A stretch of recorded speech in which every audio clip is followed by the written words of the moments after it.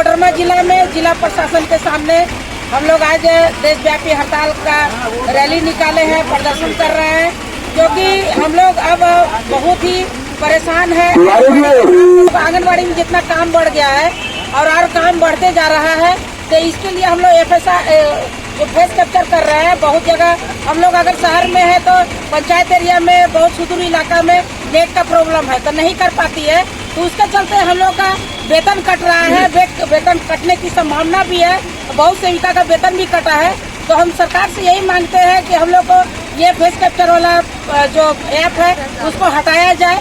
हम लोग आंगनबाड़ी में जितना फुर्सत नहीं मिलता है काम करते करते, बीएलओ का काम करते हैं, तो हम यही मांगते हैं सरकार से कि हम लोग सेविका को बीएलओ के काम से मुक्त किया जाए। हम लोग आंगनबाड़ी में फुर्सत नहीं तो हम एक्स्ट्रा काम बीएलओ नहीं कर सकते हैं। यही हम लोग सरकार से यही निवेदन है कि बीएलओ का काम से हम लोग को मुक्त किया जाए और आंगनबाड़ी का काम हम लोग कर रहे हैं उसमें का कानून जो अभी हम लोग के यहाँ पोषण ट्रैकर में लागू किया गया है, मैं सबसे पहले इसी जो एफआरएस का काम है इसको मैं निवेदन करूंगी। ये हम लोग का मांग है कि इसको वापस लिया जाए, क्योंकि जो शहरी क्षेत्र की सेविका है वो तो काम कर ले रही है, लेकिन जो ग्रामीण की सेविका है जो दूर दराज में रहती है, जहाँ नेटवर्क का प्रॉब्लम है, वहाँ की सेविका से काम सही से नहीं हो पा रहा है और विभाग का इतना दबाव है कि अगर आपका काम 100% नहीं है तो आपका मानदेय रोक दिया जाएगा या उसमें कटौती किया जाएगा। अब बताइए कि अगर हम पूरे महीने काम करें और इस सिर्फ एफआरएस के चलते अगर मानदेय रुक जाता है तो सेविका पे क्या होगा? बिजली गिरने जैसा बात हो जाए। रणनीति ये होगा कि एफआरएस का काम को सही से नहीं कर पाने की स्थिति में हम विरोध विभाग से ये के सामने प्रदर्शन भी करेंगे और आगे हम अपना मांग रखेंगे, या तो इसको सहूलियत से करवाया जाए या आप नेटवर्क का ऐसा जगह दीजिए जहाँ सभी सेविका आराम से काम कर सके। अब जहाँ नेटवर्क नहीं जाता है वहाँ आप 100% कैसे खोजिएगा? तो सवाल ही नहीं है। और उसके एवज में अगर मानदेय रोकिएगा ये तो सेविका के पेट पर लात मारने वाला बात हो गया। और क्या मांगे? पूरे देश में आज 25 करोड़ मजदूर कर्मचारी आज मोदी सरकार की मजदूर कर्मचारी विरोधी नीतियों के खिलाफ आज सड़कों पर है।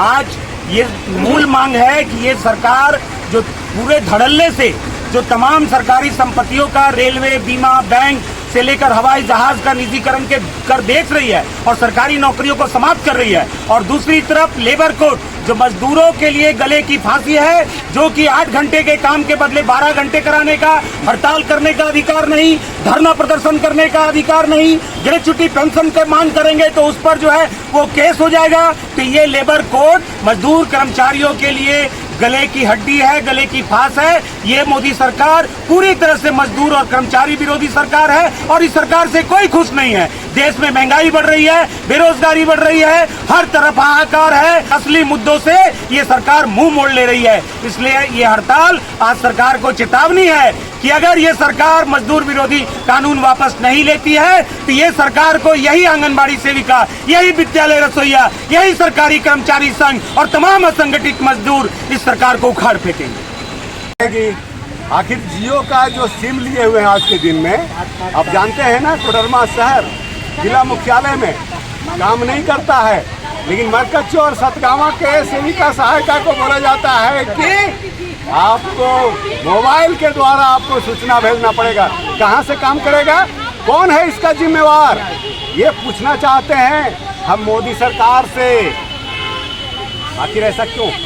हड़ताल का मुख्य मांग है 4 लेबर कोड को रद्द करो, जिसको ये रात के अंधेरे में पारित किया है लोकसभा के अंदर बिना बहस का, बिना जानकारी का।